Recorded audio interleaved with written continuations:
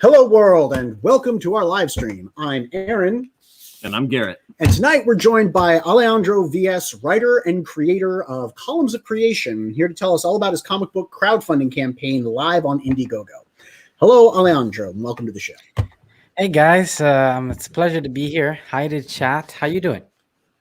Yeah, why don't we take a look who we got in the chat right now. We have got Jake Twister and Frog G. Hey guys, good to see you. Thanks for hopping in, Frog. Jake, thanks for swinging by. I know it's late out there for you right now, and I think he's teaching a class on hentai or on manga over the weekend. It's very different things, right? So before we get into the book, Aleandro, why don't we talk about you a little bit? Where are you from, and what do you do? So I'm Italian. I live in the United Kingdom. I've been living here for 8 years, and I'm a university student. I study cartoon and comic arts, and it sounds better than it is. It's totally useless, but you already know that. What do I do? I like to think that I'm a storyteller, and I have the comic Columns of Creation. That's it. That's what I do. I tell comic book tales that are escapist fiction, of which we are in dire need right now. Yep. More than ever, I would say. And that's what comes to mind, really. You reading any books right now that you could say are escapist in nature that you're enjoying? Well, I'm not reading anything per se right now because I'm so busy. I just had to give up on Instagram 3 days ago. That's the creator's conundrum. Yeah. Like you need to have a healthy diet of good stuff, but once you start making something, you don't have time to you don't have time to find it out. Right? Yeah. Well, I would say it's more like you've got to do your study, so to speak, read comics, watch movies, blah blah blah, for throughout your teenage years, and then when you're a little older, try to put yourself out there. You might not ever again have time to do any of those things, but you've done them. You have the experience now, and now put it into practice. So, but I mean, you still always find time to. Thank you, Frog G. You will still always find time to, to do these things. I'm backing a lot of books. And mostly CG books, Indiegogo books. The other day I backed my first comic on Kickstarter. I never back books on Kickstarter for to me there are obvious reasons, but if you think about it, you can get to it pretty easily. Amen. I just don't like the platform. We're super backers on Kickstarter. I mean, we've backed more Indiegogo campaigns than we've backed Kickstarter campaigns, but like we have that special title of badge next to our name. We just love indie books. It's just indie books in general. You have to back a certain number within a certain time frame. I'm not quite sure what it is. The last time I logged in, because I just kind of back things, I was like, oh wait, where did that come from? Oh, super backer, fantastic. I don't know what that means, but the point is, there's a lot of good indie books out there. A lot of good escapist things that we see. I know one platform, people usually prefer one over the other, and people have preferences for both, but there's a lot of good stuff, and it just takes some looking. Definitely. What got you into comics? So I was reading comic. My mom was very encouraging of me reading comic books. It just kind of happened casually. When I was a kid, I picked them up. It was manga mostly at first. Death Note in particular. Death Note is beautiful. Right, so you're a weeb. Okay. I wouldn't say I'm a weeb. I wouldn't go that far, but I have a poster of Death Note right there. You've also got what Bancroft would term bisexual lighting. By the way, I love it. We need purple in the background here. That's right. I'm claiming it back. Nice, right on. It's great. I mean, royal colors. I love it. It looks great. There are a lot of creators that I see on streams. And they have this wonderful like backlit, really cool hues to them, and it just gives a neat ambiance to the background. That's right. But hey, Dojo-kun. Hey, Dojo. Yeah, I mean, manga, anime are very popular in Italy. When you come back from school at 1:30, 2 p.m. in the afternoon, that's what they play. I mean, when I was growing up, I'm 26. I just turned 26. So a few years ago, when I was going to, to school over there, 14, 15, 16, that's what they would play. Dragon Ball, Naruto, at those time in the afternoon. I really missed out on like Batman, X-Men, the animated series, stuff like that. I missed it. But I had other things that really, were enriched me, as far as, creativity is concerned. And so anyway, my mom was very encouraging on me picking up comic books and stuff like that. And I went back and forth with them while I was growing up. And I always liked the idea, I flirted with the idea of being somebody in comics. But I never really, knew what, or never really took the idea seriously. And then I picked up Sandman by Neil Gaiman. And Sandman changed everything for me, because it told me, the thing that a lot of people will tell you they had that experience with, which is, oh, you can do that, because Sandman has a very specific vibe to it. It's not for everybody. It's very philosophical, but not like Alan Moore. Be honest, I don't like Alan Moore.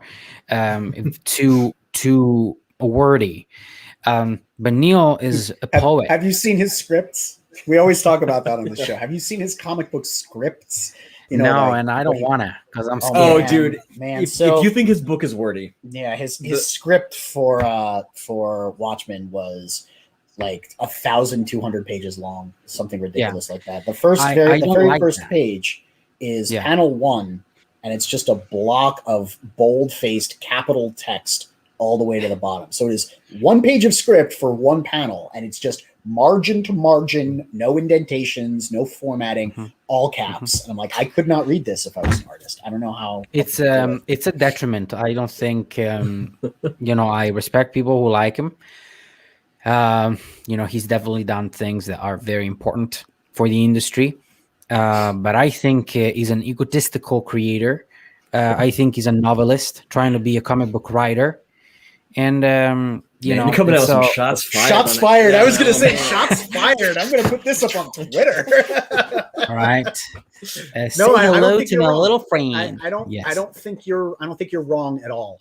I do think that Gaiman kind of created another layer of comic book experience that many of us who at the time in the 90s with Vertigo had yet to enjoy. It was an entire, he exposed a new wing of comic books that had existed, but outside of our experience. Garrett used to say that, the kids that would smoke cloves and hang out in little groups over by the back issues read Sandman, and they talked about how smart, Gaiman was and all of that. And meanwhile, I'm sitting there reading X-Force and, existing on a diet of Rob Liefeld and Image Comics. Very, very different styles, obviously. But that's the great thing about comics, is there is such a wide variety. You can, and if you don't limit yourself or pigeonhole yourself to only enjoying one type, so what else? You can enjoy all of them. So Sandman was the book that sort of kind of like getting you thinking sequential art can do a lot more than just a shonen story. It's more than just superheroes and spandex. Where did you go from there? It was more like Sandman hit me in terms of writing, than graphically.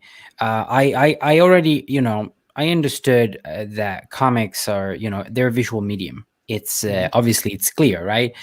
And as somebody who was always frequenting with visual arts, because I went to an art school, I knew the endless possibilities of the medium even before I really got into it.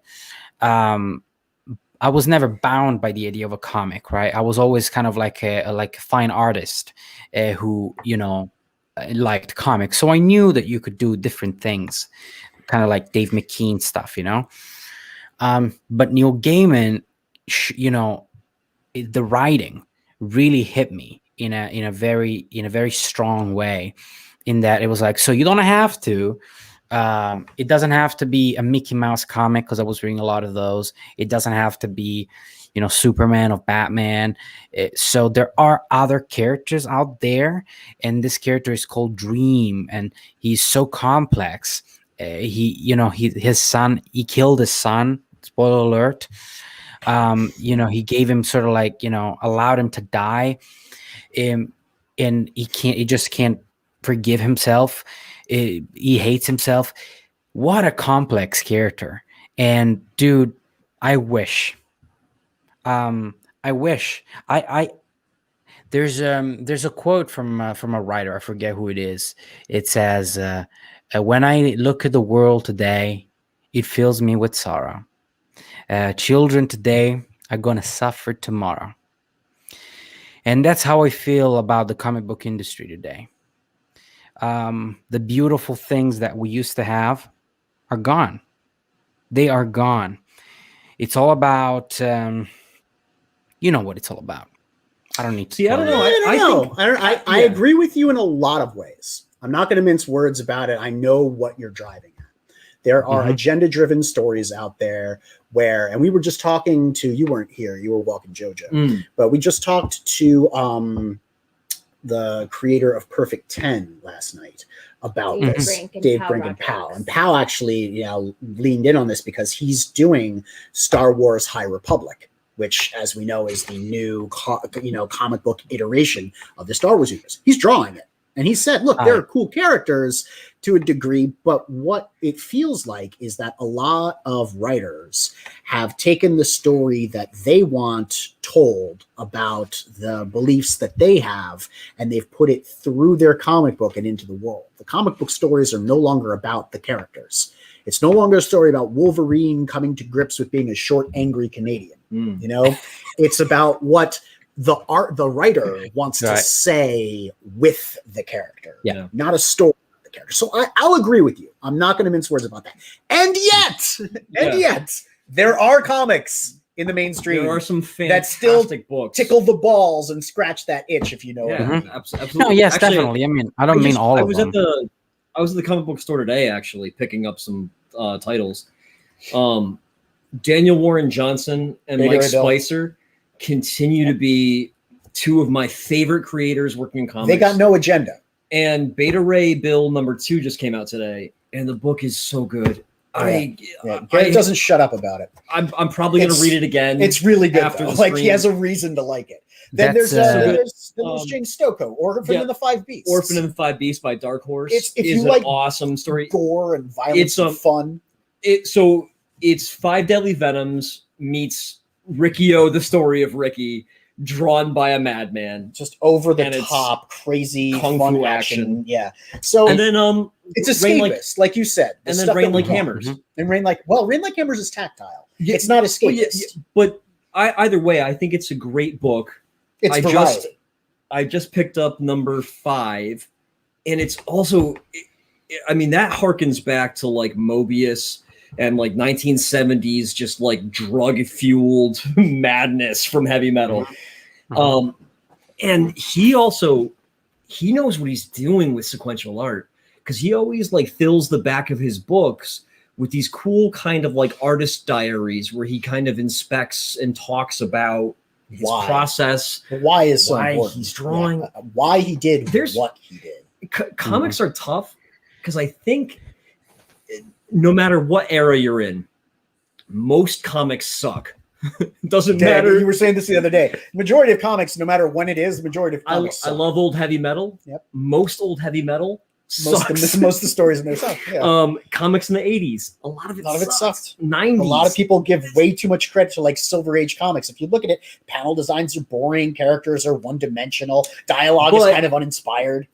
But the books that we remember, those like Sandman, they stick and they're really visionary. And we still have that to some degree. I don't think we have as much access to it. And there are titles that are coming out today that are so awesome. Yeah, there are good titles. This book. Although I have to say, you know, I do feel a sense of nostalgia for a simpler kind of story that is all about, you know, the heroism and, you know, that golden age stuff, which I have never read.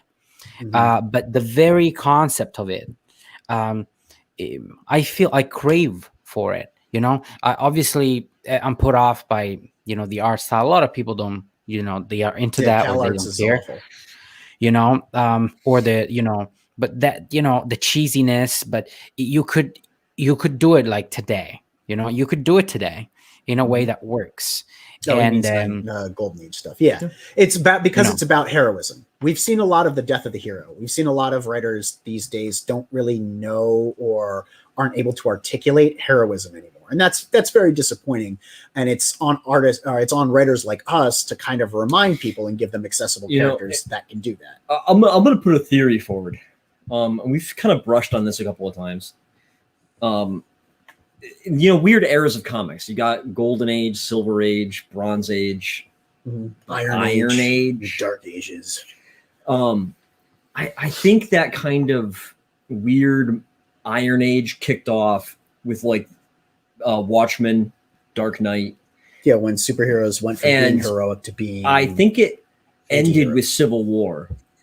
We had this discussion. Yeah. Civil War kind of wrapped it up. And there's like this, honestly, we've been through like a couple of decades that have been examining. Yeah, and you get stuff like The Boys. What is a hero?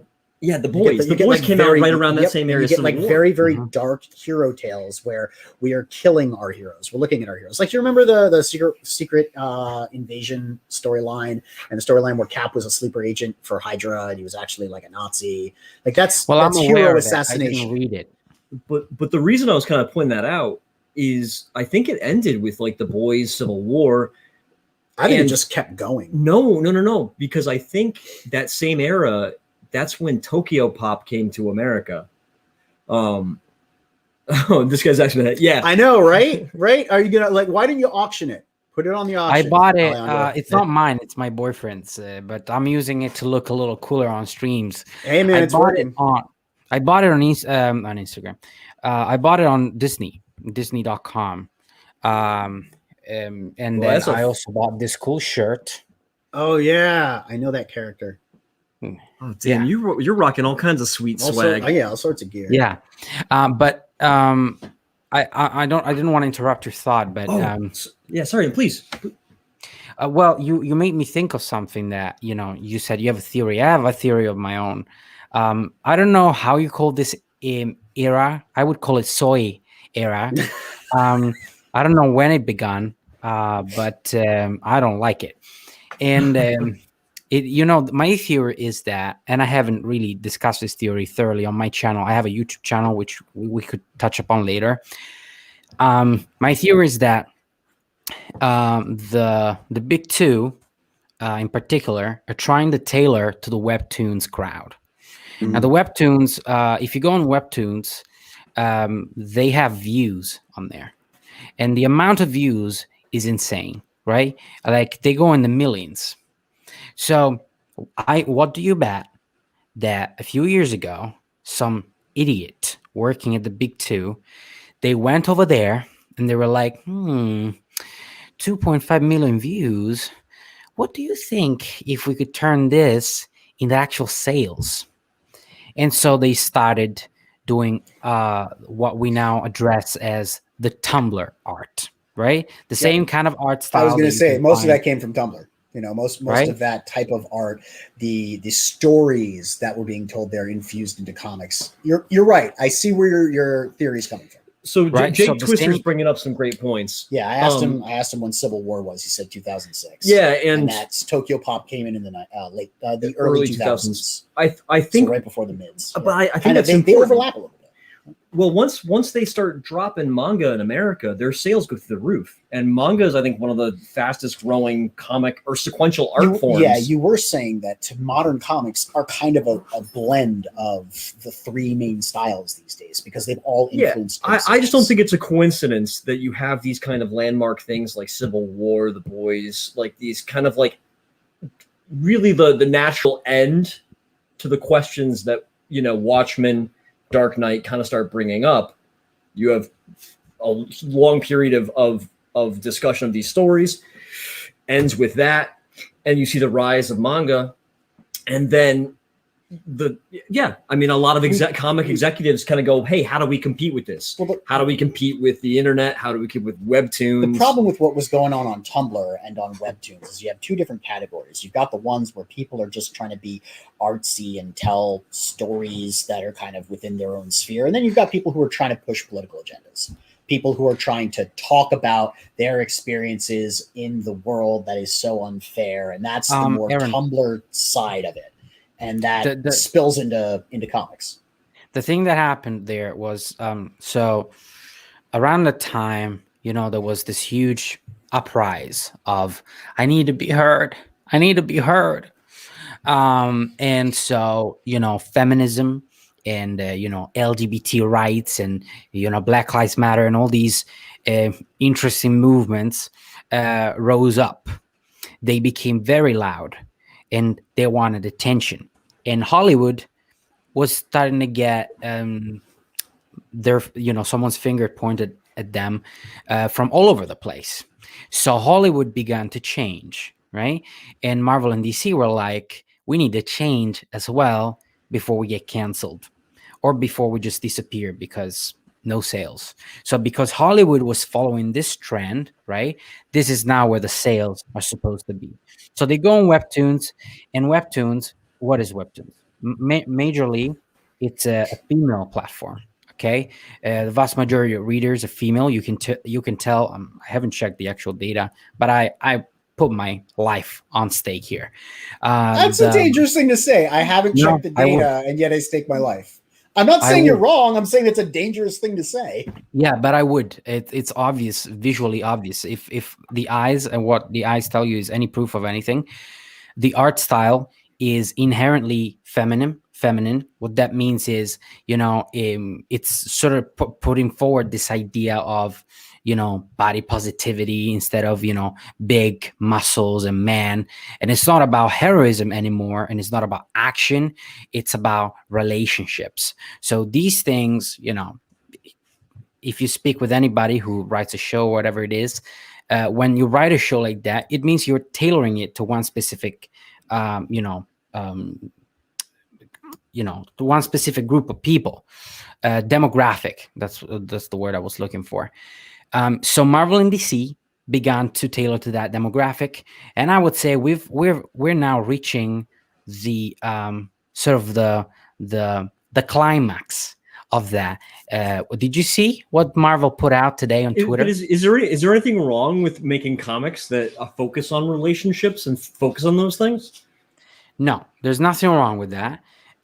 But what they are doing is that they have changed pre-established characters, and they're now doing things that are completely out of character. For example, I saw Iceman today. I couldn't believe my eyes.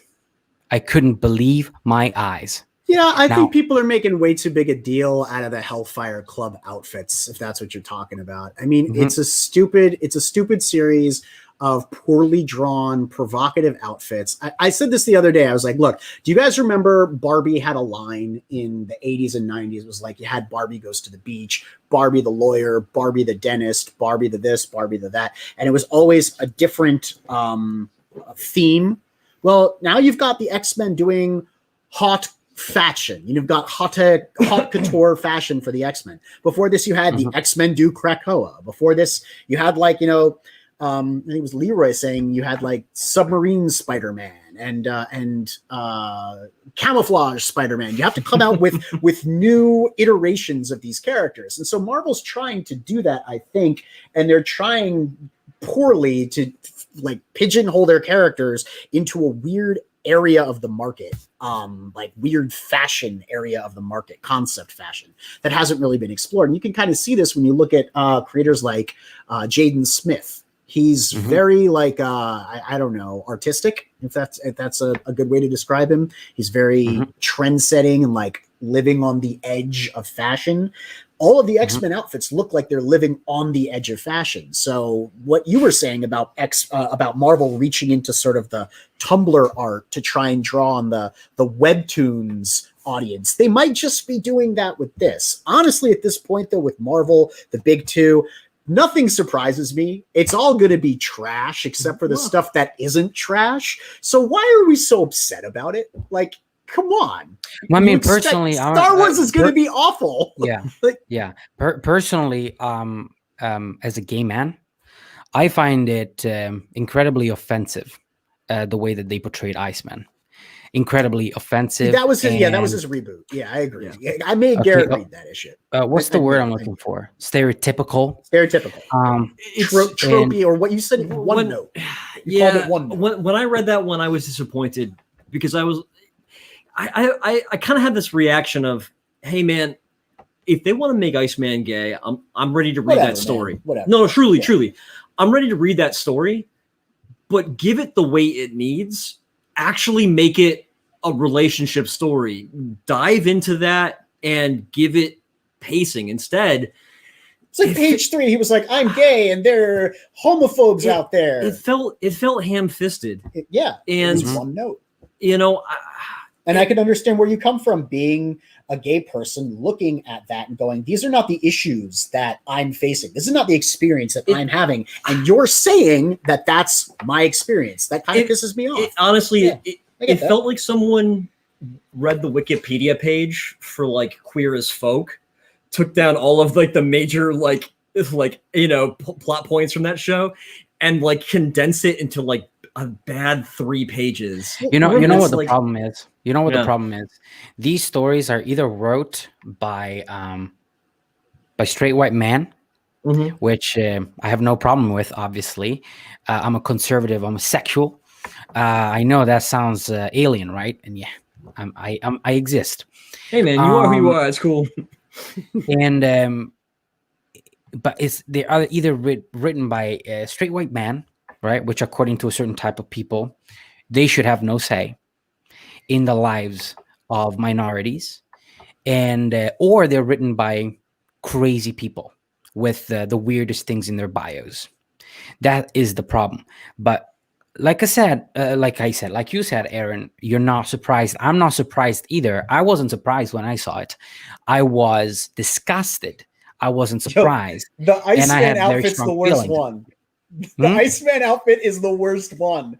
I looked at that. I'm like, what even is that? Like, everyone else, I can kind of get their character. I'm like, all right, I can kind of see X-23 in there somewhere with the spikes, and I can sort of see Cyclops. Man, this is terrible. Iceman doesn't even look like anything. It's Iceman Iceman looks like someone. He looks like Lady Gaga, and I know this because I used to be a huge Lady Gaga fan. And so that's what they did, right? They looked at Iceman. They said, "Iceman gay. Let's make him like Lady Gaga, because Lady Gaga is like the gay icon." So why does it upset me as a writer? It's like, it pisses me off because it's the stupidest thing in the world. Iceman, who was forced into gayness, he wasn't gay. He was made gay to cash in on that money, on that gay money. They're not having mine, I'll tell you that much. Iceman is not campy. He's not supposed to dress like that. He's never been. He's just a normal dude. In all of the series leading up to it, I mean, he was an original X-Man too. When you remember, like, original X-Men, he looked like a snowman back in the day.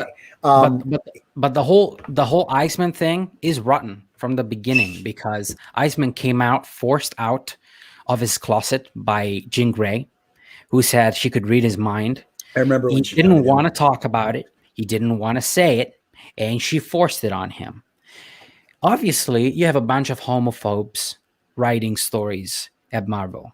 And so, of course, I'm going to get upset, and I'm not going to support them. I'm not going to read them. But I am also, you can be sure I'm going to let people know what Marvel's true agenda really is. Marvel is a bunch of homophobes. They're not good people. And they keep on creating this content because they hate their readers. The people that have allowed the comic book industry to exist and survive for decades, they're just spitting in their faces. Instead of telling compelling stories that are about complex characters with action and bombastic things happening in them, or, mind-blowing concepts like Sandman or Swamp Thing or anything that used to come out of Vertigo in the 90s, hey, man, they're more he's saying nice things about Alan Moore. Swamp Thing. Well, he was a really good individual for the comic book industry, no matter how wordy he is when he writes. No, I don't think you're wrong. I think Marvel's angry at their fans, their historical fans. I'm not sure that I agree with you that they're a bunch of homophobes spitting in people's faces. I don't know that I can categorize them that way because I've never really talked to them. It's a huge company, right? However, I'll say you have a point, and that's what it feels like. I'll say that the experience that you have is completely valid because that's how you're reacting to the thing that you're reading. And being the person of the particular background demographic that is being marketed to, I can totally understand your reaction. And I think that if Marvel were smart, they would listen to people like you and like me, because I used to be a diehard Marvel fan and I bought their books. They would be smart if they listened to us and took some of our feedback and, maybe adapted some of their stories, which is why things like Beta Ray Bill are such a breath of freaking fresh air, because they've got characters that don't have an agenda, written by artists and writers who don't care about politics, who just want to tell a story about a horse-faced dude trying to get his hammer back, So it exists out there. It's just that this stuff is really, it is disheartening. Jake Twister says, how much of these things you've observed have been your own observations and not solely taken here and there from opinion heads? Not that there's anything right or wrong, but I wonder. That's a big question. Do you want to answer that one? Yeah, with pleasure. All right, go for it. It's a great question. I will tell you this, Jake. I used to be a liberal. Anyone tuning in or watching this later, you're like, what does any of this have to do with comics? I wish nothing. But unfortunately, it does. I used to be a liberal. And then a couple of years ago, I started watching Jordan Peterson videos. Radicalized. You've been radicalized. You went down the Peterson rabbit hole and you became a YouTube Nazi. That's what happened. End of story. Moving on. The Red Skull. Kidding. And Jordan Peterson is a wonderful man. I've never met him, but it really does come across when you watch the hours and hours of content available out there.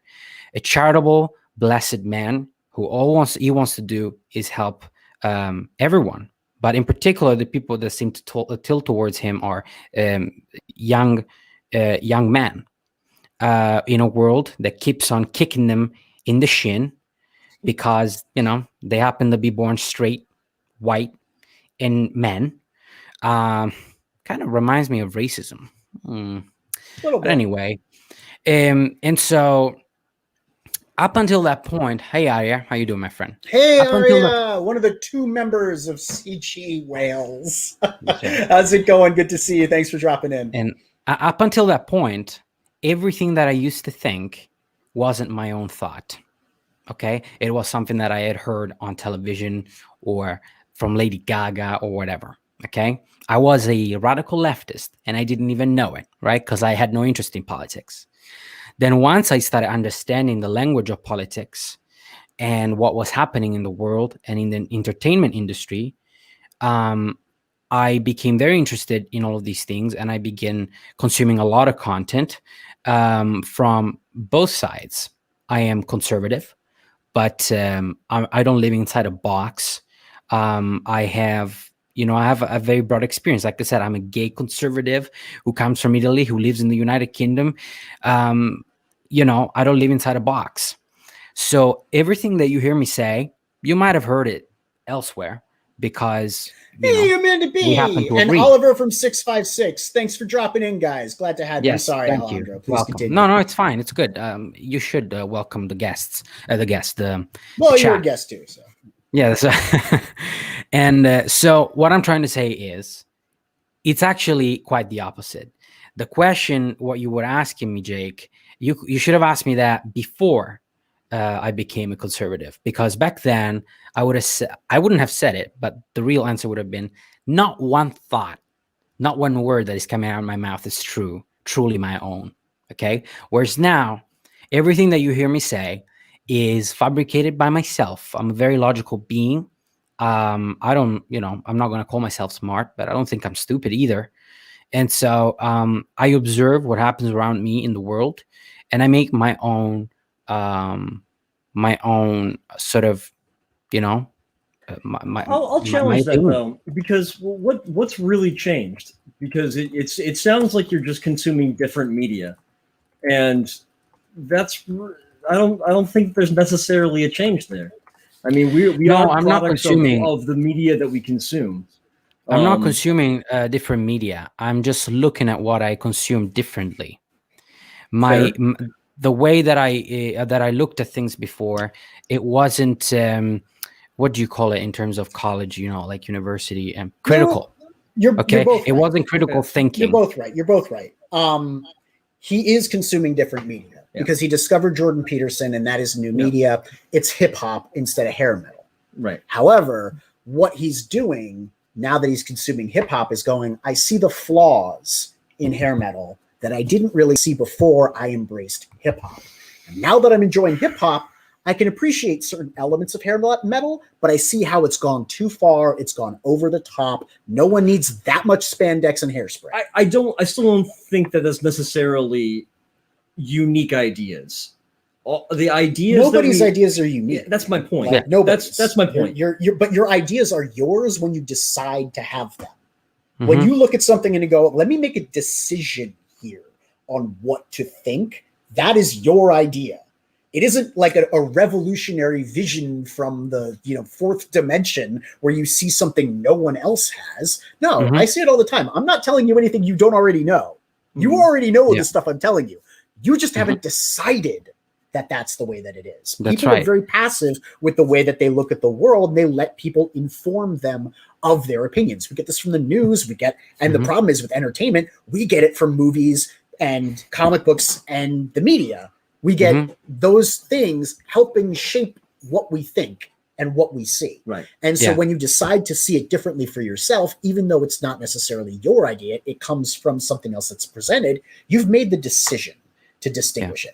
I won't go so far as to say I'm a conservative. I am still a liberal. I'm a very liberal person at heart, but I've seen some changes on the liberal perspective, and I've seen some changes in this country anyway, the Democratic Party, that make me worried. And it's only by exposing myself to other media and really going, what do I believe?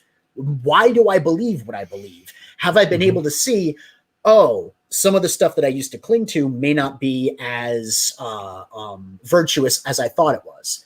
Now, I still think the stuff that I was opposed to originally is not virtuous. It's not like I've suddenly gone to the other side and go, you know what, we should lock gay people in camps and re-educate them. It's not like I've swung to the conservative side or like the hard right. I've just more narrowly defined my perspective and said it is not the other things that I was blindly led to embrace. These are now discerning opinions that I have myself decided to cultivate on my own. That's where I think we're at. You would consume different media in alternative media, but you make the distinguishing decision between what you used to think and not necessarily know was kind of fed into your head and what you see now.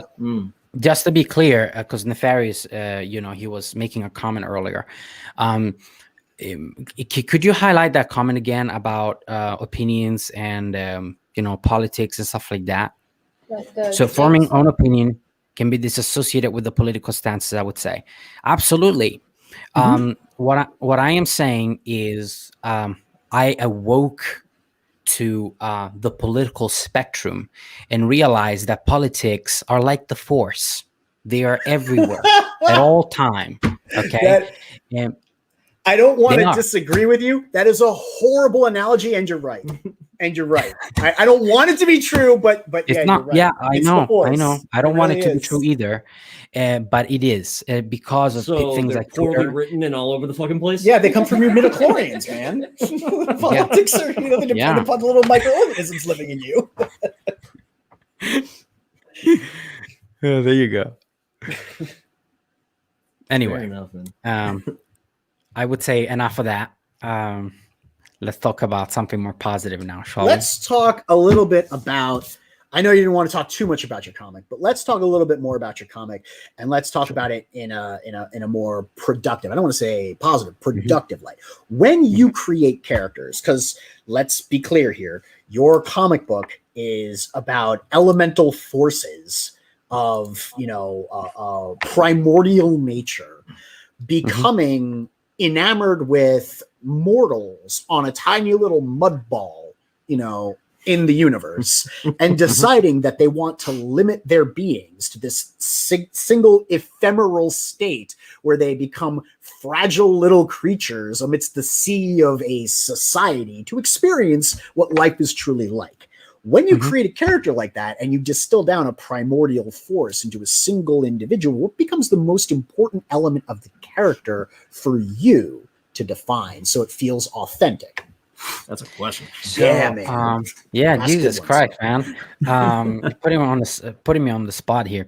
But I love questions about characters because this is a character-driven story, and my characters are everything for me. So I thought of them very much as human beings, okay? Not different from me or you. The very idea of comics creation was born out of cancel culture. Somebody tried to do it with me. And I was going through, you could say, some form of depression, some form of, anxiety, that I was going to lose everything. The place where I was at, my university placement, I had already lost my job because other reasons. So I was going through a hard time, and so I thought I had an idea. I was sketching these characters, and while I was the university had they had like this project of creating this very small comic, and I was like, okay, I'm gonna make this about these characters, and I make them siblings. And I make that Fire runs off into God knows where, and he happens to be the leader of this group of cosmic beings, and he runs off, and he's later found in this place called the Positive Room, an empty white space where you go where you need an answer to something. I used to call that the quiet room where I'm from. That's nice. I guess you could call it that too. And sometimes you leave with the answer you were looking for, or sometimes you leave with more questions. So it's sort of a gamble. And that's kind of what happens to Fire. He goes there, and then Light, his brother, goes there, and he sees him in the distance, and he's like, "Fire, is that you?" And Fire is like, "I don't know anymore. We've lived so long. What is our purpose?" So the idea of the story and the characters themselves was born out of existentialism, if you will, which is something that is very human. It is one of the most relatable things I can think of. And so that's how I think of my characters. I don't think of them as, these are very humble characters. They're not gods who look down on us. They don't even think that they are, we are their beautiful creation either, because they didn't create us. They created the world. Then we came to be through evolution. Okay. So they don't give birth to sentient beings. They just so we're our create own worlds. we're our manifest creations owing to our own free will that has led us to become. So that's what they're probably jealous of, a being that has self-defined, wasn't created by time and space, who are their parents, right? Yes, well, time and space didn't create them. They were born from time and space. Okay, they were born from space, like we are born. She gave birth to them, like a woman gives birth to a child in the same exact way. And I thought it would make sense, because I guess if women give birth that way, why can it not be that the first woman gave birth the same way? So the thing that they are, jealous of, so to speak, is experience, humanity, the noise of a busy city, tasting a burger, making love, hugging somebody, all these things that we take for granted, they never gotten to experience. And so as lame as it may seem, this is why they come to Earth, to take a vacation. But really, it's because they want to experience life on Earth. Yeah, it's the Prince and the Pauper. Yeah, that's right. Yeah. How much esoteric occult knowledge do you have? I appreciate the alchemical symbols on the campaign page. So you clearly know at least enough to understand your basic alchemical forces: earth, air, fire, water, and transmutation. How much outside of the realm of traditional storytelling have you studied? Have you gone into any like occult apocrypha to draw upon that for your comic book? Well, this is all very fascinating to me that you're saying this, because I didn't know this either.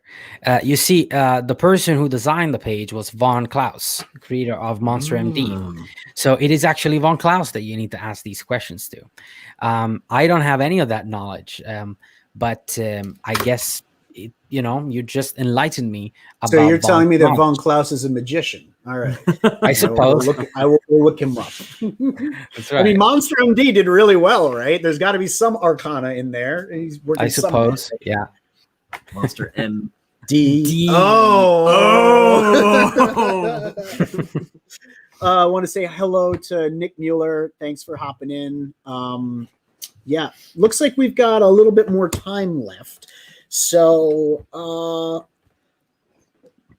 do you want to take a look at the campaign at all? Do you want to roll the trailer? Sure, do you want to look at the page? Yeah, why don't we roll the trailer, bring up the campaign page real quick. God, I can't talk. All right.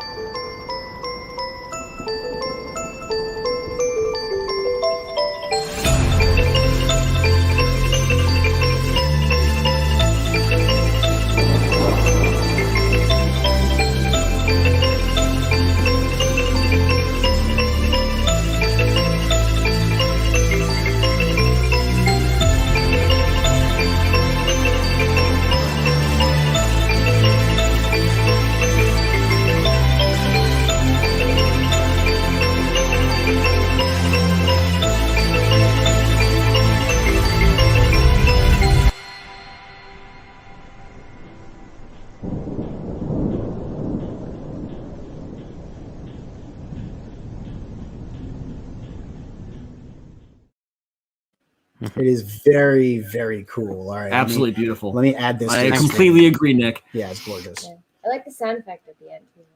Yeah, it really does. So we're sitting around 4K out of 15K. Why the goal that high? So $8,000 are going to my team for the production of this book.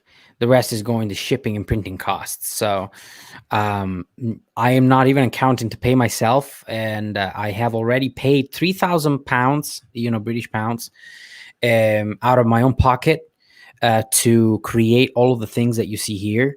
Because I'm just the writer. I paid people to make the trailer. I know where you're at, bro. I'm in the same situation. I'm putting together a campaign. I'm paying for all the art. I'm bringing my story to life. I'm paying for the additional source materials like variant covers, stuff like that. So Right, it's yeah. all an expense, and you got to recoup Yeah. those costs. That's right. How much of the art in this is actually done? Only the pages you see. This is because, like I said, you need to pay for them. Hey, Joe, how you doing, my friend? How's it going, Joe Catapano? Joe, I interviewed Joe yesterday on the Infinity awesome. Comics channel. For a Star Circuit. Yeah, it was a very insightful interview. So yeah, only the 5 pages you see here are done, but I spoke with my artist, and we've agreed that he can. That's Matt Monaco. Matt Monaco, yeah, he agreed that he can make it happen in like 4 months, something like that. They're only 44 pages, so he's a digital artist. He can do it, no problem. And the colorist, the colorist is the colorist is amazing. Colorist is great. Carlos, right? Carlos Moreno. He actually colored Anthony Figueroa on Justice City Chronicles, which I love the color work on Justice City Chronicles. I was actually talking to Anthony about his art and his colors. So it's interesting. You also got Eric Weathers on letters, don't you? That's right. I do. You have good yet expensive taste, sir. You want to bring out the very best. I totally understand that. Yeah. Eric Weathers on letters. You have exceptional colors. Matt is a fantastic artist. And you want to create the best possible work you can for this sort of like out of the gate project. Did you think maybe, given the state, these are the elemental symbols, by the way, on the bottom, one of the things that I was talking about. Did you think that maybe, given your situation, being a first-time creator out the box on a budget, that you're asking too much in terms of quality of yourself and thereby to the audience? Yeah. I mean, I'm not going to disclose the actual amounts. Thank you, Joe.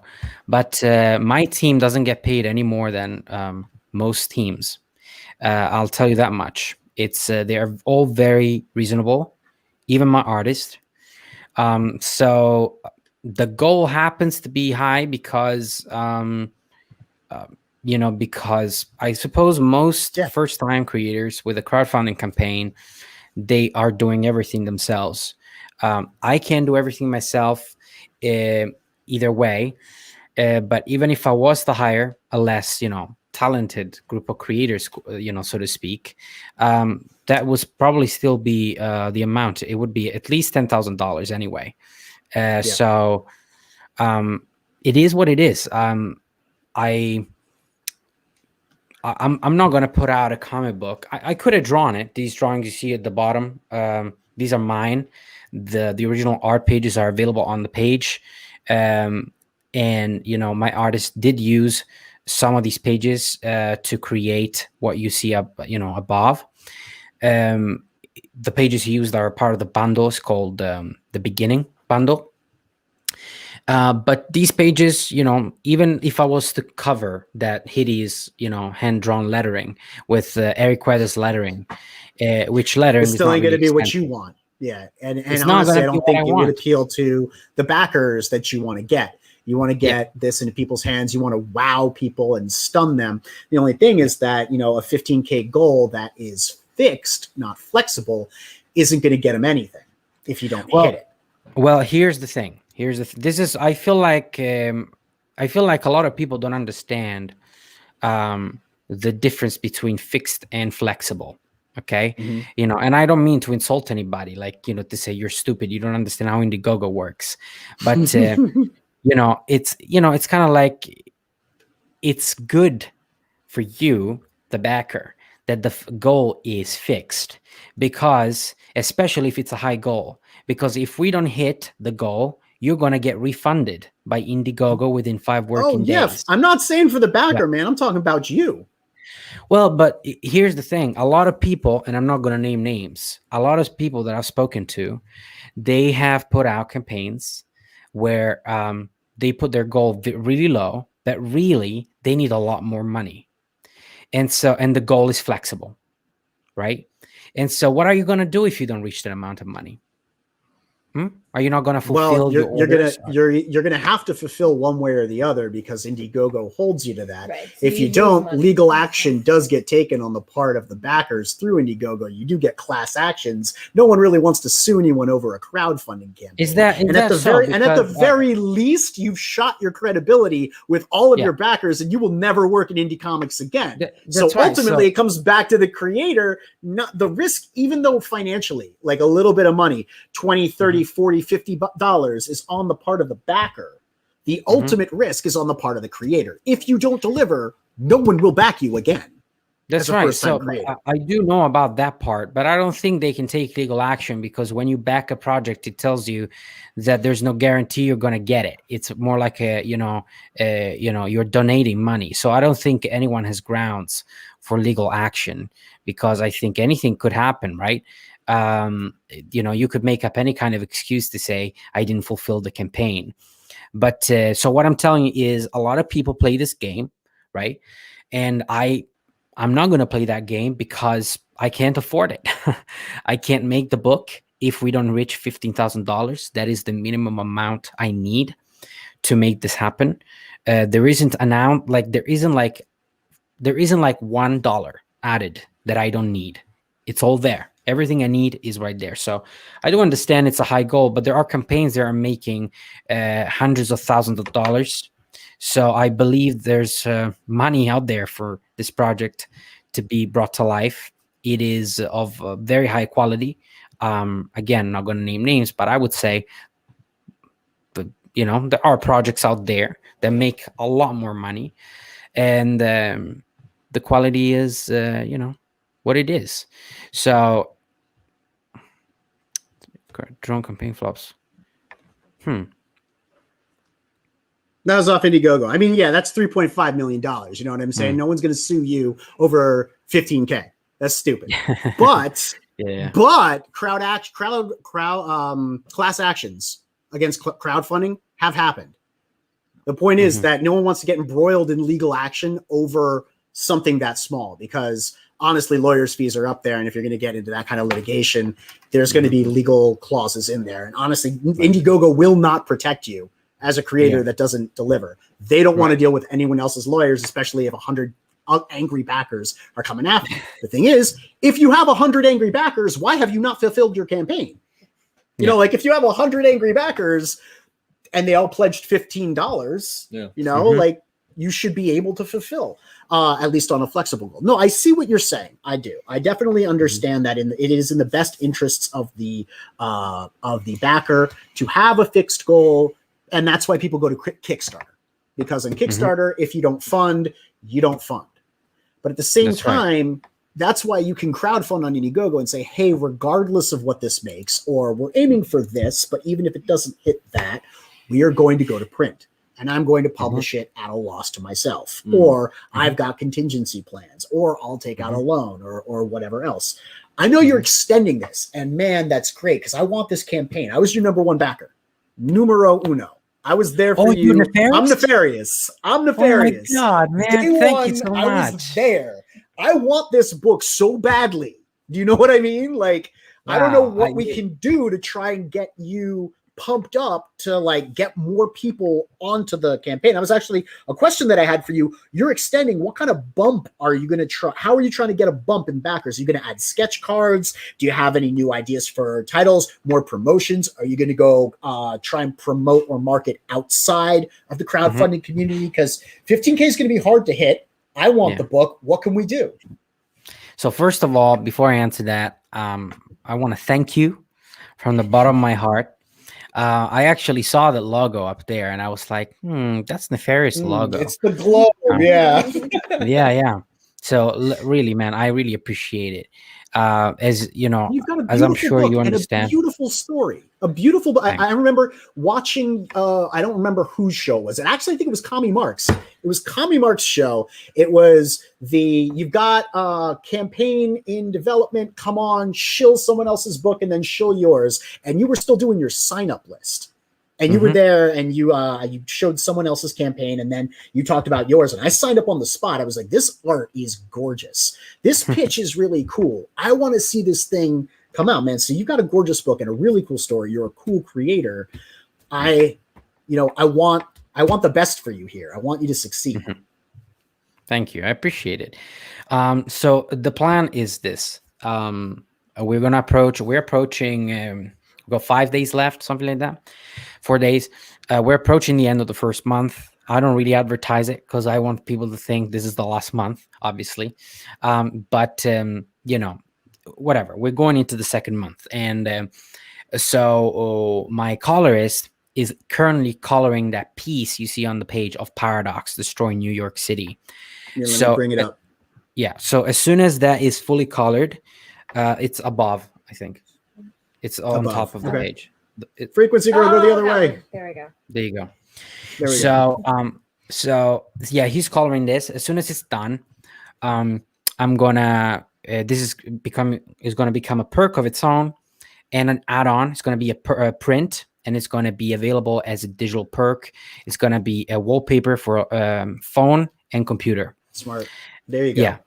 And what's the price point going to be? Vaughn just added this, by the way, just so you guys know. Vaughn just added this for when he hits 100,000. And just so you guys know, Vaughn and Eric got the idea from me, because when I went on their show the other day, I told them about this, and they said, that's interesting. We should do something like that. So just to make it clear. That said, this is going to be part of a new perk, which is going to be called the Black Hole something. I forget. And it's going to be a perk with a lot of things with Paradox in it. First of all, I did say at first the Paradox trading card will be exclusive to the sign up. But beggars can be choosers. And I do think people deserve a second chance. So the Paradox trading card is going to be available as part of a new perk. This perk is going to have a bookmark. It's going to have a patch.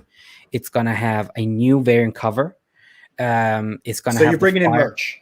You're going to bring in merch. Some merch. What I was going to say is that's what crowdfunding survives on. Everyone wants the book, but what separates crowdfunding campaigns from going to buy the book in stores is one, the audience participation in it, getting to be a part of the creation, and two, all the cool swag.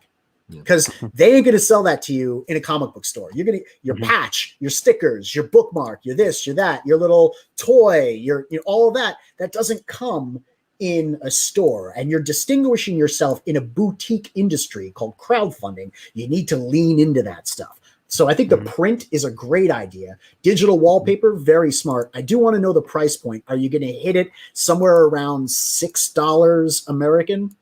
What are you thinking for the price point? So I'm not sure for the print and stuff like that, but no. I meant the digital wallpaper. Oh, and even that, I'm not sure about that either. Okay. We have a lot. The problem with this campaign is that all the perks are very cheap.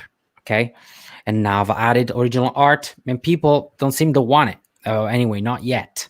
And I understand, they expect my artist art, but my artist only works digital on this comic. So all I can offer. I was going to ask you about art. that. Yep. Okay, so what you can do is you can do prints with digital. Right. You can do full page prints. I can do prints, but of course the prints can never have the kind of they can never cost the kind of money that would help this campaign reach its goal a little faster. So what I can tell you for sure, the amount that I haven't had right now is the Black Hole perk. It's going to be $100, and so that's what I know. And it is going to be, I think, if I can make it the new featured perk. You're still going to need the current featured perk in order to have all the trading cards, because the Earth trading card is not available in any other way. What I do is say I encourage people, if they back the featured perk or whatever it is, add the head sketch. It's an add-on perk. It's very cheap, $7 for God's sake. People charge you $50 for a sketch on these campaigns, which I find ludicrous, to be honest with you, no matter what your name is. So I'm going to make a sketch of whatever you want, any character you want, my character, your character, Marvel, DC, I don't care. As an add-on also, or is it by itself a tier? Is an add-on as well. Cool. Yeah, so you can have a nice little sketch. Because we're running out of time here. We got to end real quick. I would suggest 3 print pack. Pick a really cool page, and I'm sure you have double, 2-page spreads or a 1-page spread or something from the campaign. Pick 3 nice page things, one from the book, one from this page, one from your mind. $50. I know it's not the same quality as like an original piece of art, but if you do a print pack, there's 3 of them, and you include the book in that at a $50 price point, that's going to get you a lot closer to $15K rather than the lower just the book tier that you got right now. That would be my input. That's a very good idea, and I wish I met you, a month ago to tell me about it. It's now never too late to add tiers, right? You can always add a tier. Yeah, it is a bit late now, to be honest, because these things have to be drawn, and they also, they're expensive. Like I said, I've already spent a lot of money on this campaign, and I would spend some more, but the time simply isn't there. What we do have available right now is that it's new. And that is, that commands, a desire of, I want this. It's this image right here. So, it is what it is. We're going to have the new perk, so that hopefully is going to help a bit. We also have, your usual end of the month bump, new month beginning bump, and then again. And also, I'm going to eat a Carolina Reaper on Michael Bancroft's show if we hit the goal. So, what else do I need to do, you guys? Michael Owen's going to do 100 push-ups. You're going to eat a Carolina Reaper. Who was it's going to? It was Unhinged Entertainment's going to shave his beard. Yeah, we're really getting involved in these campaigns. Garrett's like, I'm not doing any of that. Don't ask me. Don't ask me to do any of that, Aaron. All right. It has been so much fun having you on the show, Alejandro. I wish we could keep going, but you do have another month of this campaign because you're extended. So we'll have to have you on again. All right. Thanks, man. So for everyone out in the chat, thank you so much for coming. Don't forget to like, subscribe, click the bell for notifications, and tune into the frequency. We will see you next time.